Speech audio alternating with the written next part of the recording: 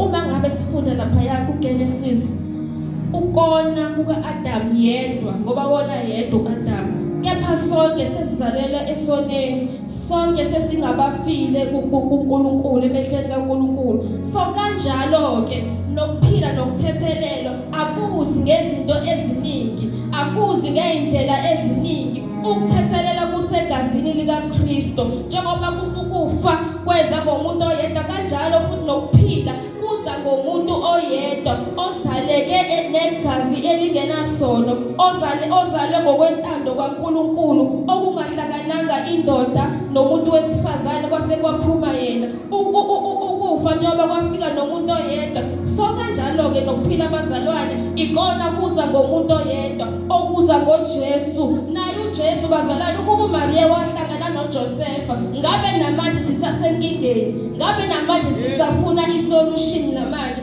Kodwa ngoba uJosefa akahlangananga noMaria, yafika lapho ke imbewu eyayithenjisiwe ukuthi iyofika ikhoboze. Ngoba bazalwane uSathane umani yabafukuzisa abantu, kodwa uyazi yena ukuthi una impi enqotshiwe. Ngoba uSathane bazalwane kade anqotsha naye futhi into ayaziyo, ukuphela yena usebenza ukuthi naye athola abantu azosha, ngoba uyazi ukuthi usazosha kuphela uqoqa abantu naye azosha nabo, ngoba uyazi ukuthi eyakhe impi kade yanqotshwa. uJesu wasinqobela esiphambaneni negazi lakhe elingenasono, negazi lakhe elingafani namuntu, ngoba uJesu wafika la emhlabeni engenaye ubaba emhlabeni ngokwegazi, wafika ezalwa uNkulunkulu. Bazalwane, ngiyathemba bazalwane ukuthi baxakiselekile noma sengisheshisa. Amen.